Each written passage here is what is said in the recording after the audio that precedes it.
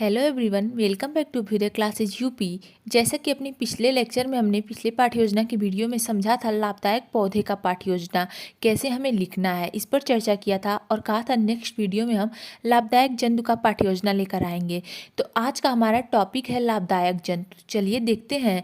आगे बढ़ने से पहले अगर आप चैनल पर नए होंगे और अभी तक चैनल को सब्सक्राइब नहीं किया होगा तो प्लीज़ एक बार से अभ्युदय क्लासेज यूपी को सब्सक्राइब, इन वीडियो पसंद आएगी तो लाइक एंड शेयर भी अवश्य कर दीजिएगा। चलिए देखते हैं आज का हमारा प्रकरण लाभदायक जंतु का पाठ्य योजना हम कैसे लिखेंगे। सबसे पहले तो हम लिखते हैं पाठ्य योजना, उसके बाद हम उसका संख्या लिख देते हैं। जैसे आप देख सकते हैं यहाँ पे लिखा हुआ है हमारा पाठ्य योजना संख्या ये 9 है। आगे का हमने जो 8 पाठ्य योजना है वो सभी ऑलरेडी डिस्कस कर लिया। आपको चैनल पर वीडियो मिल जाएगा, एक बार आप चेक कर लीजिएगा और आपको प्लेलिस्ट भी तैयार मिलेगी, आप वहाँ पे भी जाकर देख सकते हैं और मैं लिंक भी दे दूँगी, आप वहाँ से भी जाकर चेक कर सकते हैं। एंड हाँ, अगर आपको विज्ञान विषय के अतिरिक्त अन्य विषय जैसे इतिहास विषय, नागरिक शास्त्र आदि अन्य विषयों के भी लेसन प्लान की आवश्यकता है तो आप एक बार चैनल पर देख सकते हैं, आपको मिल जाएगी। चलिए देखते हैं। इसके बाद हम छात्राध्यापिका अगर आप हैं तो छात्राध्यापिका का नाम, और छात्राध्यापक है तो छात्राध्यापक का नाम यहाँ पे ऐसे लिखते हैं। फिर विद्यालय का नाम लिखा जाता है, उसके नीचे एक बॉक्स बनाते हैं जिसमें लिखते हैं दिनांक, कक्षा, विषय, कालांश तथा समयावधि। कक्षा 7 का प्रकरण है तो कक्षा 7 लिख देंगे। विषय विज्ञान है, पता ही है, तो विषय विज्ञान लिख देंगे। कालांश जिस घंटे में पढ़ाएंगे वो लिखते हैं और समयावधि हमारी 40 मिनट की होती है पाठ्य योजना की, तो 40 मिनट यहाँ पे लिख दिया जाता है। दिनांक जिस दिनांक पे आप पढ़ाते हैं वो दिनांक यहाँ पे लिख देते हैं। इसके बाद हम आते हैं प्रकरण पे। प्रकरण हम हेडिंग लिखते हैं, इसमें हम लिखेंगे हमारा आज का प्रकरण है जैसे लाभदायक जंतु, तो आप यहाँ पे प्रकरण अपना लिख लेंगे लाभदायक जंतु। फिर सामान्य उद्देश्य लिखते हैं, सामान्य उद्देश्य लिखेंगे पूर्ववत, क्योंकि आगे हमने सामान्य उद्देश्य ऑलरेडी लिखा हुआ है। उसके बाद विशिष्ट उद्देश्य, विशिष्ट उद्देश्य में कुल हम तीनों उद्देश्य लिखते हैं जैसे ज्ञानात्मक, बोधात्मक और क्रियात्मक उद्देश्य। ज्ञानात्मक उद्देश्य में लिखेंगे छात्र लाभदायक जंतुओं के बारे में जानकारी प्राप्त कर सकेंगे। फिर बोधात्मक उद्देश्य लिखेंगे, इसमें लिखते हैं छात्र लाभदायक जंतुओं के उपयोग के बारे में बता सकेंगे। और क्रियात्मक उद्देश्य के अंतर्गत लिखेंगे छात्र दैनिक जीवन में जंतुओं के महत्व को समझ सकेंगे। यहाँ पे होता है हमारा विशिष्ट उद्देश्य समाप्त। अब हम आगे बढ़ेंगे अपने सहायक सामग्री पे। सहायक सामग्री लिखेंगे, जो भी आप सहायक सामग्री यूज़ करते हैं टीएलएम वगैरह वो यहाँ पे लिख देते हैं। जैसे यहाँ पे लिखा हुआ है चित्र बना, चार्ट पेपर, श्यामपट्ट आदि, ये हो गया सहायक सामग्री। फिर हम लिखते हैं शिक्षण विधियाँ। शिक्षण विधियाँ हमारे विज्ञान विषय में ये तीनों शिक्षण विधियाँ प्रयोग की जाती है, जैसे प्रश्नोत्तर विधि, व्याख्यान विधि और प्रदर्शन विधि, या इसे प्रयोग प्रदर्शन विधि भी लिखते हैं। तो ये हो गया शिक्षण विधियाँ। फिर हम लिखते हैं पूर्व ज्ञान। पूर्व ज्ञान में लिखेंगे छात्र लाभदायक जंतुओं के बारे में सामान्य जानकारी रखते हैं। ठीक है, यहाँ पे होता है हमारा पूर्व ज्ञान भी कंप्लीट। अब हम आगे बढ़ेंगे अपने प्रस्तावना के प्रश्न की ओर। प्रस्तावना प्रश्न हेडिंग लिखेंगे जैसे यहाँ पे लिखा हुआ है और इसमें एक बॉक्स बनाते हैं।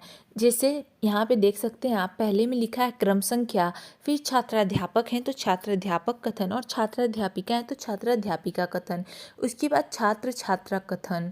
उसमें हम कुछ क्वेश्चन लिखते हैं। जैसे पहला प्रश्न होगा हमारा, कुछ पालतू जानवरों के नाम बताइए। छात्र बताएंगे गाय, भैंस, कुत्ता, बिल्ली, बकरी आदि, लिख देंगे। उसके बाद दूसरा क्वेश्चन करेंगे, गाय भैंस आदि से हमें क्या मिलता है।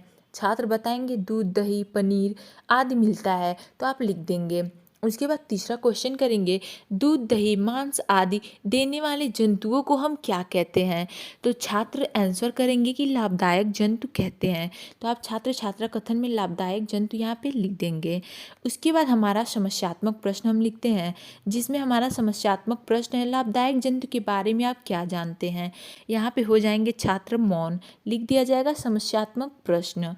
ओके, उसके बाद हम लिखते हैं उद्देश्य कथन। उद्देश्य कथन में लिखेंगे, बच्चों आज हम लोग विज्ञान विषय के अंतर्गत लाभदायक जंतुओं के बारे में विस्तृत अध्ययन करेंगे। ठीक है, यहाँ पे होता है हमारा प्रस्तावना के प्रश्न और उद्देश्य कथन समाप्त। अब हम बढ़ेंगे अपनी प्रस्तुतिकरण की ओर। प्रस्तुतिकरण हेडिंग लिखेंगे, इसमें भी एक बॉक्स बनाते हैं। जिसमें लिखते हैं शिक्षण बिंदु, छात्राध्यापिका कथन या छात्राध्यापक कथन, छात्र छात्रा कथन और आखिरी वाले में लिखते हैं श्यामपट्ट कार्य। श्यामपट्ट कार्य वाले बॉक्स में जो भी हम टीचिंग के दौरान श्यामपट्ट कार्य करते हैं वो हम उसमें लिख देते हैं। अब इसमें हमारा जो पहला शिक्षण बिंदु है वह है लाभदायक जंतु। तो आप लिख देंगे पहला शिक्षण बिंदु, क्रम संख्या लिख के लाभदायक जंतु। उसमें हमारा विकासात्मक प्रश्न सबसे पहले हम लिखते हैं, तो हेडिंग लिख देंगे विकासात्मक प्रश्न। इसमें पहला प्रश्न है हमारा, लाभदायक जंतुओं को कितने भागों में बांटा गया है। ये यहाँ पे हो जाएगा, ये हमारा समस्यात्मक प्रश्न। ठीक है, लिख देंगे छात्र छात्रा कथन में। उसके जस्ट नीचे आप ऐसे लिखेंगे, छात्र ध्यानपूर्वक सुनेंगे, ऐसे लिख के और फिर स्पष्टीकरण की ओर बढ़ेंगे। स्पष्टीकरण हेडिंग लिखेंगे। यहाँ पे सबसे पहले तो आप शिक्षण बिंदु अवश्य ही लिखिएगा, शिक्षण बिंदु मत भूलिएगा। जैसे यहाँ पे लिखा हुआ है लाभदायक जंतु, ये लिख लीजिएगा। स्पष्टीकरण देंगे, इसमें लिखेंगे लाभदायक जंतु वह जंतु होता है जिससे हम अनेक प्रकार के उपयोगी वस्तुओं को प्राप्त करते हैं, जैसे भोजन, वस्त्र, कृषि कार्य, परिवहन, घर की सुरक्षा आदि। लाभदायक जंतुओं को 3 भागों में बांटा गया है। अब तीनों भागों में बता देंगे, जैसे पहला खाद्य पदार्थ देने वाले जंतु, दूसरा उत्पादन देने वाले जंतु और तीसरा सहायक जंतु। ओके, इन तीनों के बारे में आप बता देंगे। फिर लिखेंगे खाद्य पदार्थ देने वाले जंतु। यहाँ पे आप पहला ऐसे करके क्रम संख्या डाल के और लिख देंगे खाद्य पदार्थ देने वाले जंतु, क्योंकि इन तीनों को हमें डिस्कस करना है और स्पष्टीकरण तीनों पर देना है। तो अब स्पष्टीकरण देंगे हम इसमें। पहला हमारा है खाद्य पदार्थ देने वाले जंतु का स्पष्टीकरण। मुर्गी और बत्तख से हमें अंडा मिलता है और मांस मिलता है। अंडे और मांस में प्रोटीन पाया जाता है जो हमारे शरीर को मजबूत बनाता है। इसी प्रकार मधुमक्खी से हमें शहद प्राप्त होता है। मधुमक्खी पालन को एपीकल्चर कहते हैं और मुर्गी पालन को पोल्ट्री कहते हैं। ठीक है, गाय, भैंस और बकरी से हमें दूध प्राप्त होता है जिससे दही, घी, पनीर और मिठाइयाँ बनती हैं। ठीक है, यहाँ पे मिठाइयाँ कर लीजिएगा, मिठाइयाँ बनती हैं। यहाँ पे होता है हमारा शिक्षण बिंदु समाप्त। शिक्षण बिंदु पहले का स्पष्टीकरण समाप्त। यहाँ पे छात्र ध्यानपूर्वक सुनेंगे, अवश्य लिख देंगे। अब हम आगे बढ़ते हैं अपने श्यामपट्ट कार्य की ओर। श्यामपट्ट कार्य में आप जो भी टीचिंग के दौरान श्यामपट्ट पे लिखते हैं या कार्य करते हैं वो आप यहाँ पे लिख देंगे। जैसे यहाँ पे लिखा हुआ है खाद्य पदार्थ देने वाले जंतु, गाय, बकरी, भैंस, मधुमक्खी, मुर्गी, बत्तख आदि।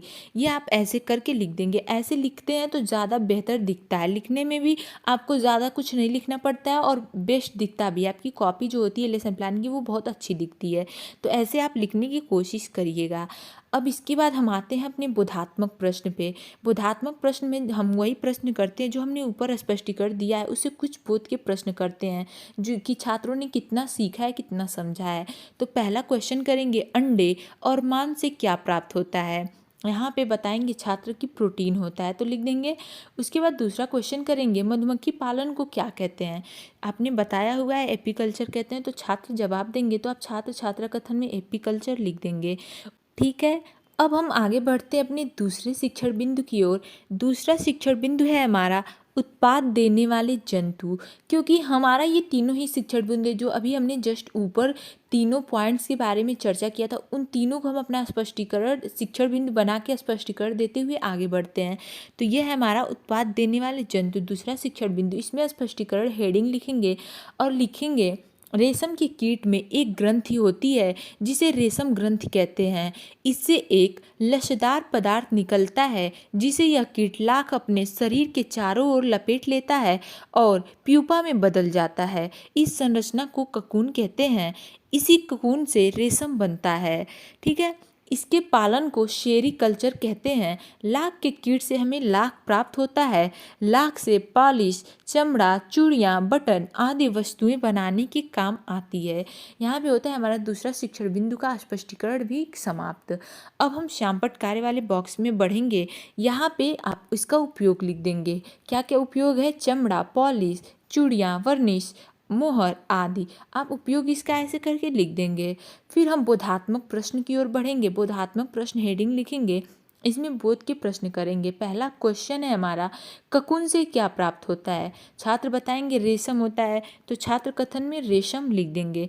फिर दूसरा, लाख के कीट से क्या प्राप्त होता है? छात्र बताएंगे कि लाख प्राप्त होता है। ठीक है, यहाँ पे होता है बोध प्रश्न भी समाप्त। अब हम आएंगे अपने तीसरे शिक्षण बिंदु पे। तीसरा क्या था हमारा पॉइंट? सहायक जंतु। तो अब हमारा तीसरा शिक्षण बिंदु भी होगा सहायक जंतु। तो यहाँ पे लिख देंगे, इसमें स्पष्टीकरण देंगे तो स्पष्टीकरण हेडिंग लिख देंगे। इसमें लिखेंगे कुत्ता एक सहायक जंतु है। यह घर की रखवाली के साथ देश की सुरक्षा भी करता है।